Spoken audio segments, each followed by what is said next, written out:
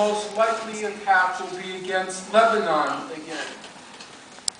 The former U.S. ambassador to Israel, a fellow named Daniel Kurtzer, he said a few weeks ago that Israel will attack Lebanon in the next 12 to 18 months. Israel has already said it will do to Lebanon what it did to Gaza. They have a fancy name for it. It's called the Dahya Doctrine. Anyone here from Lebanon? Okay, so in the south, the southern suburb of Beirut is called the Dahya. And that's where you're from. And in July 2006, Israel turned the Dahya into a parking lot. They completely flattened it. And they were very pleased with what they did in the Dahya. And so they then coined the phrase, the Dahya Doctrine, which is to say, you massively target civilians and civilian infrastructure. And Israel says it's going to apply the Dahya doctrines when it attacks Lebanon. Both Israel and its nemesis, its main enemy in Lebanon, agree on one thing. If there's another war, say the Israeli generals, it will be game-changing. And the leader of the Hezbollah, the Party of God, a fellow named Hassan Nasrallah, he says, if there's another war, it will change the face of this region.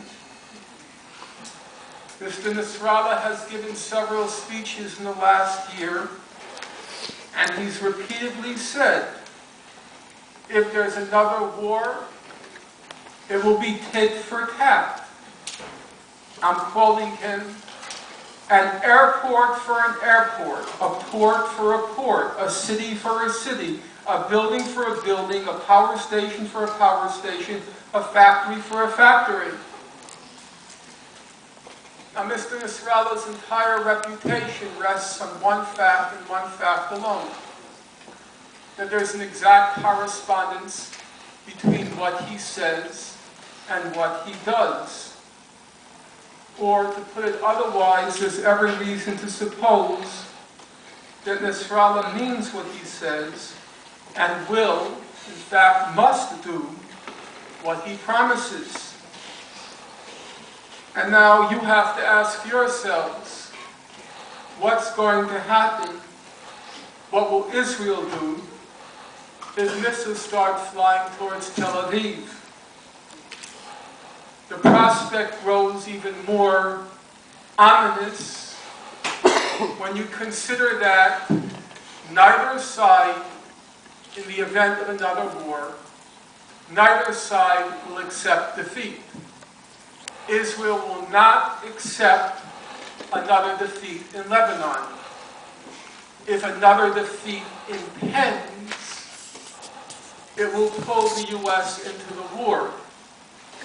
But on the other side, Hezbollah will not accept the defeat.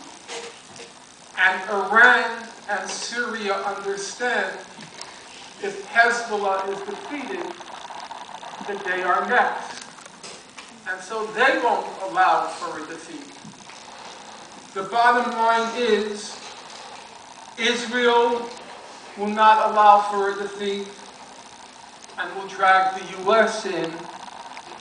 Hezbollah will not allow for a defeat, and Iran and Syria will almost certainly be pulled in.